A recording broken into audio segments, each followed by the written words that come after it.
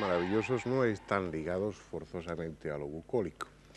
Es cierto que en esas zonas extrañas de bosques umbríos, muchos de ellos con una tradición druídica, esos lugares donde cada arroyo porta también una leyenda, donde hay menires, dólmenes, eso parece una especie de invitación a lo luminoso, a lo extraño. Sin embargo, en las ciudades pasa todo lo contrario. Da la impresión de que no es compatible el tráfico, la prisa, los rascacielos, el cemento, con lo maravilloso, con lo sorprendente. Y no es así. En las grandes ciudades también suceden cosas extraordinarias a veces, o aparentemente extraordinarias. Por ejemplo, en Madrid, que es una ciudad populosa, en la capital de España, también todos los años y a fecha fija tiene lugar un suceso muy extraño, un suceso sorprendente, que es la licuación de la sangre de San Pantaleón. Eso se produce el 27 de julio, pero también en algunas circunstancias extraordinarias, cuando va a suceder o sucede alguna tragedia, algo que conmociona a la opinión pública, como si esa ampolla de vidrio que conserva parte de la sangre de San Pantaleón fuera al mismo tiempo una especie de barómetro de la angustia madrileña. En el convento de la Encarnación de Madrid se conserva en una ampolla de vidrio una pequeña cantidad de la sangre de San Pantaleón dentro de un historiado relicario. San Pantaleón fue un médico de Nicomedia, una ciudad que corresponde a la actual Turquía, que sufrió martirio y muerte allá por el año 305. Fue uno de los médicos más brillantes de su época. Según parece, el propio emperador de Bitinia requería sus servicios. Y este hombre, San Pantaleón, entró en contacto con un sacerdote católico, Hermolao, que le convirtió al cristianismo, le bautizó.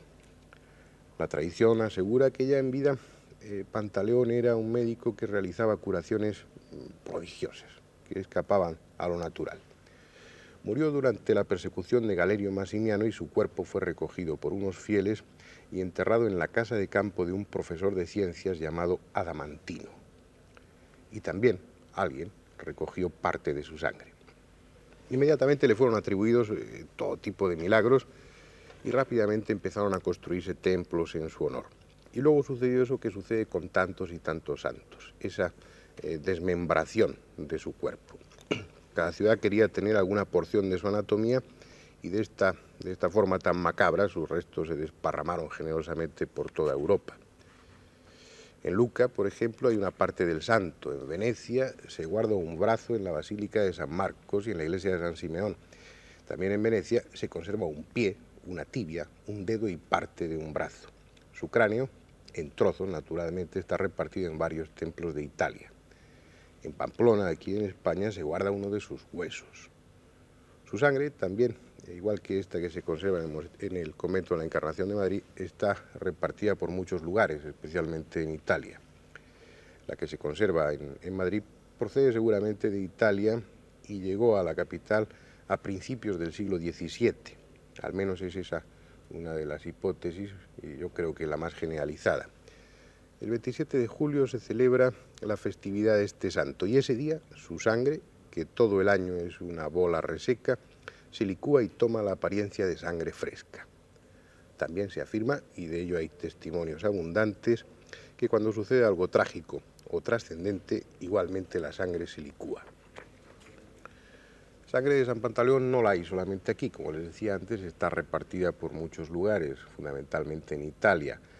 En Ravello, en Campania, en Italia, desde 1577 hay testimonios de que al llegar el 27 de julio también se licúa la sangre de San Pantaleón que hay. La hay en Salerno, la hay en Lanciano, en Roma la hay en un par de templos, uno de ellos dedicado precisamente a San Pantaleón, y su sangre se licúa algunas veces el 27 de julio. La hay en Bari, en Venecia, en Nápoles.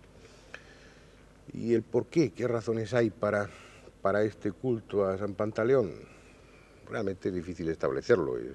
Es un mártir más de los muchos que hubo, un médico, también ha habido otros santos célebres que fueron médicos, como San Cosme y San Damián, pero el hecho es que San Pantaleón es venerado y tiene templos y se celebran cultos en su honor prácticamente en toda Europa, Rusia, Checoslovaquia, Polonia, Italia, España, muchos lugares de Europa rinden culto a San Pantaleón. sus razones tendrán. Pero aquí no vamos a enjuiciar el porqué, la importancia de San Pantaleón, que para la Iglesia la tiene, es un mártir que tuvo una vida corta pero llena de acontecimientos que encuadran perfectamente dentro de esa vida ejemplar que se atribuye a los santos. Fue mártir y fue el pueblo, en definitiva, como sucede siempre, el que le confirió ese carácter especial al atribuirle inmediatamente milagros. Pero hoy vamos a ocuparnos en concreto de ese milagro, el de la sangre de San Pantaleón. Algo que conocen todos los madrileños, que muchos españoles conocen y que muchos europeos conocen también, o a través de lo que sucede aquí o de lo que sucede en sus propios lugares. Ya les digo que la sangre de San Pantaleón no solamente se coagula aquí, sino en otros lugares también. Esto se licúa aquí, sino en otros lugares. Yo les decía, mientras veían ustedes las imágenes, que durante todo el año es una bola seca y que al llegar el 26 de julio empieza a tomar una apariencia líquida, empieza a fluidificarse y el 27 ya está totalmente líquida y tiene aspecto de sangre fresca. Por supuesto, eso tiene la apariencia de un milagro. No entramos en el terreno del milagro por no herir susceptibilidades, por no molestar a nadie, pero vamos a ocuparnos de otros aspectos de ese fenómeno, vamos a tratar de enjuiciarlo, a ver qué es. Para ello nos hemos reunido 4 amigos, la doctora Natividad, que es médico hematólogo y que es 3 veces Gómez, ¿no? Sí. Que bueno, por su profesión puede ilustrarnos bastante sobre esos aspectos de la sangre, si eso entra dentro de lo normal o no. José Luis Jordán Peña y Juan García Tienza, que ya los conocen ustedes sobradamente. Creo que entre todos podemos estudiar los distintos aspectos de ese fenómeno. Yo le preguntaría a la doctora Gómez Gómez, ¿hay alguna razón, alguna explicación dentro de la biología, dentro de lo que se sabe, para que una sangre que está reseca todo el año y que está reseca desde el siglo IV, al llegar a una fecha determinada esa sangre se licúe y tome un aspecto normal? ¿Eso es posible dentro de lo que sabemos, dentro de la biología? No, científicamente pues no es posible que una sangre que se coagule, o sea que es estado sólido, luego se lise, que es cuando se convierte en líquido, o sea, luego vuelva a coagularse, porque existe una proteína que es imprescindible para que coagule la sangre, que se llama el fibrinógeno. Una vez coagulado, se consume y se transforma en fibrina. Y por tanto, luego mientras no haya fibrinógeno, es imposible que vuelva a coagular. Entonces no hay ninguna explicación, no hay ninguna posibilidad, y esto tiene que quedar claro, de que ese fenómeno se produzca de una forma espontánea y natural. Eso repetidamente, sin que no hubiera un nuevo aporte, es imposible. Bien, eso no es posible, al menos en el caso concreto de la sangre de San Pantaleón, que se conserva aquí en Madrid, porque es una ampolla de vidrio que está sellada perfectamente, a su vez está dentro de otra redoma, y luego dentro de un relicario, no es accesible a una manipulación. Entonces vamos a descartar la posibilidad de que eso sea un fenómeno natural y vamos entonces a barajar las otras hipótesis. ¿Es un fraude o es un fenómeno paranormal? Ya les digo que en el terreno de milagro no queremos entrar. A mí me gustaría, José Luis, antes de que enjuiciáramos las posibilidades de que eso fuera un fraude, que, bueno, Juan nos contara un poco, nos relacionara un poco la sangre de San Pantaleón con algunos aspectos mágicos. Comentábamos antes, y yo se lo comentaba a ustedes mientras veían las imágenes, que hay una serie de cosas extrañas desde un punto de vista ocultista o esotérico, como ese Hermolao que a él le enseña, y como ese profesor adamantino, de curioso nombre, donde se entierran, ¿no? Dentro de la historia de San Pantaleón da la impresión de que no se está contando tanto una historia real como una historia simbólica. Entonces resulta que si echamos una mirada general a todo lo que la taumaturgia cuenta de lo que fue la vida de San Pantaleón, nos encontramos mucho más lógicos los aspectos simbólicos que los aspectos reales. El hecho de que su madre muriera casi cuando él nació da la impresión ya del simbolismo de la madre muerta, o sea, de la antigua creencia muerta que él está dispuesto a rememorar. La aparición de ese Hermolao como luego cuando le torturan y le convierten en mártir, la aparición de otros dos elementos, otros dos sacerdotes católicos, que uno se llama Hermócrates y el otro Hermigio o alguna cosa así, no es exactamente, que se unen tres Hermes. Ahí, pues, está el prefijo Hermes tres veces, lo mismo que en Hermes Trismegisto. El hecho de que el primer milagro que obrara San Pantaleón fuera precisamente curando del veneno de una serpiente, que simbólicamente ha sido siempre el símbolo de la sabiduría al que hay que vencer. Vence a la serpiente al vencer su veneno. El hecho de que devolviera la vista a su padre, que era ciego, lo mismo que Tobías en la Biblia, y lo mismo que sucede a lo largo de toda la mitología con la devolución de vista a los ciegos. Es como darles la posibilidad de que vean más allá. Y luego, dentro mismo de los martirios que sufre San Pantaleón cuando es sacrificado, está el martirio de la rueda, y la rueda es un elemento simbólico. El martirio del potro, que ha sido también un elemento simbólico. El hecho de que le arrojen al mar y vuelva del mar caminando sobre las olas, que es un hecho aparentemente paranormal. Y el hecho mismo de que cuando finalmente le matan, cortándole la cabeza, la sangre salpique una encina junto a la cual le sacrifican e inmediatamente a la encina eche flores. Todo esto, unido al milagro de la sangre, hace pensar en que hay todo un elemento simbólico que se ha querido dar a través de San Pantaleón, un mensaje simbólico que no tiene nada que ver con la ortodoxia. En el caso concreto, porque no es solamente San Pantaleón el santo al que se le atribuyen milagros de este tipo en torno a su sangre, también es muy célebre el caso de San Genaro, que fue contemporáneo de San Pantaleón y que también su sangre se licúa en determinadas fechas o accidentalmente, no lo sé, o en relación con tragedias. En torno a San Genaro hay también alguna posibilidad de esa simbología o... Sí, pero mucho más diluida que en San Pantaleón. También hay que pensar que San Genaro es un santo muy local, mientras que San Pantaleón, como tú decías muy bien antes, es un santo que está ya repartido por toda Europa. Es decir, como si los fragmentos de este San Pantaleón, como los fragmentos de Osiris, al fin y al cabo, tuvieran que esparcirse para transmitir un determinado mensaje simbólico. Bien, vamos a ver, la doctora Gómez Gómez deja claro, y estamos además todos de acuerdo, por lo que sabemos de esa materia, que es imposible que ese fenómeno se produzca desde un punto de vista natural. José Luis, yo sé que es un tema que a ti te ha interesado mucho, el de la sangre de San Pantaleón. Por cierto, les diré que no es posible investigar la sangre, que yo sepa obtuvo permiso hace ya bastantes años un célebre internista, el doctor Enrique de Salamanca, y luego no llegó a utilizar ese permiso por distintas circunstancias. Ahora en este momento no se puede hacer una investigación como sería lo ideal. ¿Tú lo has intentado en alguna ocasión? Sí, bueno, yo lo intenté a través de la Asociación Española de Parapsicología, un comité formado por un grupo de médicos, de químicos y psicólogos. Intentamos ponernos en contacto y nos pusimos en contacto con el doctor Tarancón para pedir la autorización. Entonces, bueno, el doctor Tarancón nos remitió a la Santa Sede. Entonces, lo que nosotros proponíamos no era realizar un análisis quanti o quali, o sea, un análisis del contenido de la ampolla para no violar, por supuesto, el recinto sagrado, ¿no? El recinto sacro.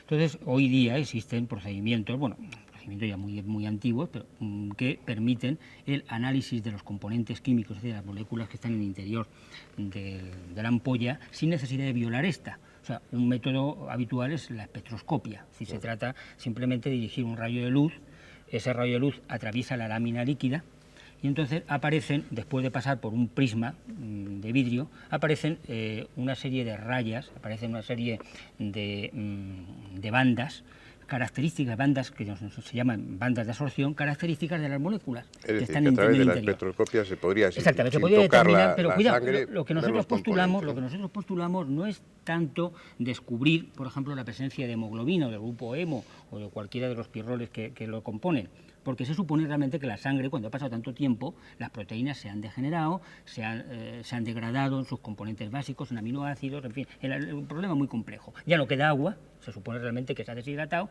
para nosotros realmente un misterio es que aparezca la fase líquida, aparentemente con absorción de agua, no se sabe cómo es posible absorber agua a través de la ampolla, Y entonces lo que nosotros pretendíamos no es tanto determinar la presencia de sangre, que estamos seguros que seguramente habrá presencia de hemoglobina. La prueba de ello es que en el caso de la ampolla de San Genaro, de la teca de San Genaro, en 1902 ya con los métodos precarios de aquella época, con los métodos espectroscópicos de aquella época, ya se hizo un análisis y efectivamente apareció el grupo M, es decir, la hemoglobina. Lo que nosotros queremos detectar es si existen otras sustancias que puedan explicar el fenómeno sin recurrir a la taumaturgia. O sea, no se trata de dudar que esto sea un milagro, aunque yo pienso como San Agustín. San Agustín decía que el milagro no está en contradicción con la naturaleza, sino con lo que sabemos de la naturaleza. O sea, se trata de buscar, de hallar una explicación. José Luis, pero ese estudio no se puede hacer por el momento y entonces hay que hablar un poco en el terreno de la hipótesis. Bien. ¿Qué posibilidades hay? No hablo ya desde un punto de vista paranormal ni desde un punto de vista sobrenatural, por supuesto. ¿Qué posibilidades hay dentro de lo que conocemos de haber preparado esa sangre o esa sustancia de alguna manera para que se produzca ese fenómeno? Bueno, vamos a ver, esto podría ser un fraude, ¿no? Un fraude, por supuesto, en el que estén implícitos pues la Iglesia, pero comentábamos antes que muchas de estas reliquias proceden de un pasado bastante oscuro. Llegan a aparecer, comentados por ejemplo, trozos de la cruz de Cristo. Si todos esos trozos que se venieran fueran auténticos, tendría que haber sido una cruz gigantesca, imposible, ¿no? En esa época, en la Edad Media, cuando empezaron aquí a llegar reliquias de todas partes, muchas de ellas con toda seguridad no eran auténticas. Había algunas tremendamente pintorescas, ¿no? Como leche del pecho de la Virgen y cosas por el estilo, ¿no? Cabe la posibilidad de que la sangre de San Pantaleón, ¿por qué no?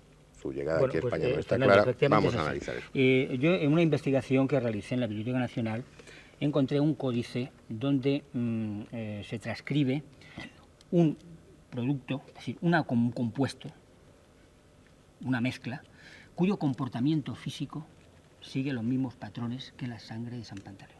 Porque se ha discutido, para buscar una explicación científica del fenómeno, si realmente lo que hay en el interior de la ampolla, más que sangre o además de la sangre, además de esos restos de lo que fue sangre en su día, puede hallarse o bien una sustancia que en física se llamaría termoinestable, es decir, una sustancia con un índice de fusión, con una temperatura de fusión muy baja, o bien una sustancia fototrópica que reaccionase a la luz licuándose. Estas han sido un poco las discusiones que ha habido. ¿Podría tratarse de una sustancia termoinestable? ¿Podría tratarse de una sustancia fototrópica?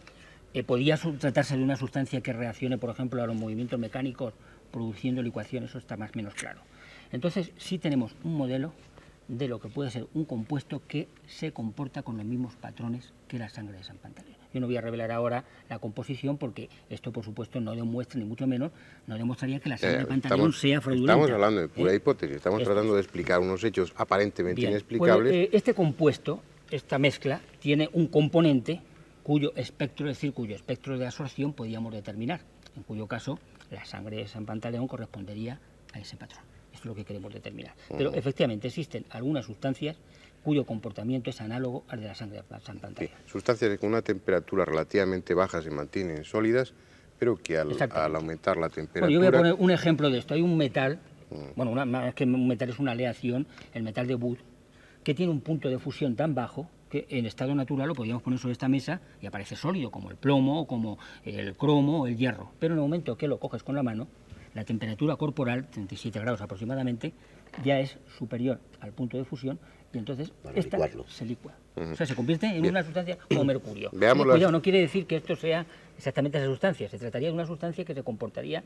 No, vamos a seguir especulando y esto es una simple especulación. El fenómeno de la licuación o licuefacción de la sangre se produce el 27 de julio. Bien. Hasta esa fecha, hasta el 26 de julio exactamente, la sangre, la reliquia está dentro de la cripta, que es un lugar fresco. Frío.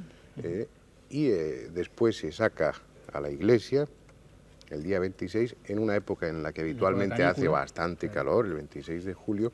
Entonces, lentamente, según la tradición, empieza esa bola seca a hacerse pastosa, toma un aspecto cada vez más líquido y ya el día 27 es totalmente líquido. Bueno, eso encajaría dentro de esa hipótesis. También se da otra circunstancia, y es que cada vez que por las razones que sean, muchas veces razones políticas o sociales, la comunidad se ha visto obligada a salir del convento de la Encarnación, la reliquia también se ha licuado.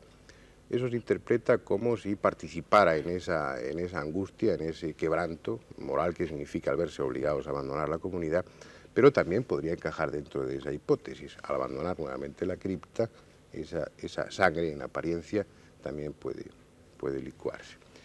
Pero hay veces que no se licúa. Perdóname, todavía hay otra circunstancia en que al parecer se licúa, que lo comentábamos anteriormente, que es cuando se pone en contacto la ampolla con hay algunos enfermos. casos, pocos, una fiebre que alta, puede ser de fiebre alta, claro. pero no lo sabemos, eso es especulación. No sabemos si al ponerse en la proximidad la reliquia tocando a ciertos enfermos que por supuesto piden permiso, lo solicitan y en casos especiales se les concede, se les pone en contacto con la reliquia, en algunos de esos casos la sangre también se ha licuado. Lo que no podemos aventurar es si esos enfermos tenían fiebre o no. Es decir, dentro de la física puede, insisto, y hay que tener en cuenta las palabras, no estamos negando que sea un milagro, pero estamos barajando las posibilidades de que no lo sea. Dentro de la física es posible que ese fenómeno se produzca dentro de las leyes naturales, pero en ese supuesto no sería sangre, sería otra sustancia distinta o sangre a la que se ha añadido sangre, otra sustancia. Hay posibilidades de que eso sea así. ¿Hasta qué punto las reliquias están autentificadas? ¿Se puede demostrar de alguna manera que las reliquias proceden de quien dicen bueno, yo pienso que son? no, porque había que hacer un rastreo de toda la historia de esta reliquia y claro, llegó un momento que se pierde prácticamente, no se sabe. Pero es que incluso fijaros que en la misma historia de San Pantaleón que comentábamos anteriormente, bueno, está el rastro. Ese adamantino que recoge el cuerpo de San Pantaleón, cuentan que es un sabio. Ese sabio pudo preparar de algún modo el cuerpo o esas partes del cuerpo que posteriormente se repartieron por todas partes. Este hombre quería, sin duda, que San Pantaleón tuviera memoria, o sea, que hubiera memoria de él. Y el que quede memoria de él no es el que haya un trocito de hueso, sino que ese trocito de hueso pueda producir un prodigio. No llamémoslo milagro. Bueno, ahora hay un aspecto también que quiero recalcar. En fin, nosotros estamos en este momento desconfiando en torno a que se trate de un verdadero suceso taumatúrgico. Es que si ahora, no se desconfía cuidado, no se diga nada. No, de acuerdo, pero también hay que decir a favor de la tesis taumatúrgica, o sea, en contra de la tesis de que se trate de una sustancia muy inestable, que en el caso de San Genaro, la licuefacción se produce, la fluidificación se produce 3 veces al año, y una de ellas precisamente el 16 de diciembre, cuando las temperaturas son muy bajas. O sea, realmente está poco claro. Y además hay otro aspecto que también es interesante y es el que hace más apasionante desde un punto de vista popular el tema de la sangre de San Pantaleón, que es esa licuefacción o licuación que se produce frente a acontecimientos más o menos dramáticos. Cuando sucede alguna desgracia, lo que pasa es que eso es muy difícil de valorar. Yo les decía en la introducción que de alguna manera sería el barómetro de la angustia madrileña, porque la verdad es que ha reaccionado de esa forma frente a acontecimientos que han tenido una importancia supuesta, pero han tenido importancia más local que general, porque estaban dentro de una serie de acontecimientos. Por ejemplo, se dice que después del asesinato de Calvo Sotelo, la sangre se licuó, que también durante el asalto al cuartel de la Montaña también se licuó. Parecen acontecimientos que si son importantes, y ciertamente lo son, no lo son desde un punto de vista de la humanidad, lo son desde un punto de vista más bien local. La sangre de San Pantaleón en otro lugar de Italia estuvo licuada durante la guerra del 14, durante la Primera Guerra Mundial. Ese otro aspecto está demostrado, está comprobado. No, porque en el caso de San Genaro, bueno, la verdad es que las pocas veces que la sangre de San Pantaleón sale con esas condiciones, hemos dicho que son muy limitadas, entonces no podemos hacer una estadística, pero sí se ha hecho en el caso de San Genaro. Y en San Genaro se ha buscado una correlación entre la alteración del fenómeno, o sea, que se licue o no se licue a destiempo, con grandes sucesos, y no hay tal correlación. O sea, ha habido veces en Nápoles en que se ha producido una licuefacción a destiempo y sin embargo no ha ocurrido absolutamente nada. Pero la gente probablemente ha temido que ocurriera. Eso ya es distinto. O sea que el factor psíquico, entonces entramos quizá en sí puede influir. Una hipótesis más, una hipótesis que es la que barajan los parapsicólogos. Ese aspecto no nos da tiempo a tocarlo porque el programa se va a acabar. La otra hipótesis es que fuera un fenómeno paranormal, lo cual es muy discutible y también muy difícil de comprobar. Y en el fondo más extraño que si fuera daumatúrgico. Dentro de la parapsicología que en este momento sabemos, sería un fenómeno de tal importancia que rompería de tal manera los esquemas de la física que, como dice José Luis, sería aún más sorprendente que el fenómeno sobrenatural.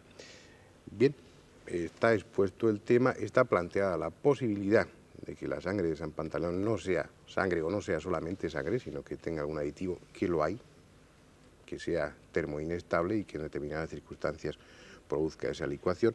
Es solamente una hipótesis, no entramos en la cuestión de si es milagro o no, pero en definitiva esta discusión y este planteamiento no es culpa nuestra, no es algo atrevido, no se escandalice nadie.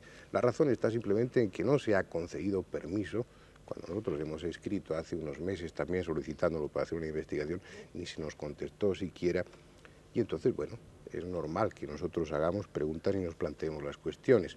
Si a las autoridades eclesiásticas les interesa que eso quede claro, basta simplemente con conceder permiso a través de un análisis espectroscópico, no hay que tocar la sangre, se podrá determinar si esa sangre es tal sangre o es otra cosa o es sangre con un aditivo. Hasta entonces podremos especular tanto cuanto queramos. Nada más.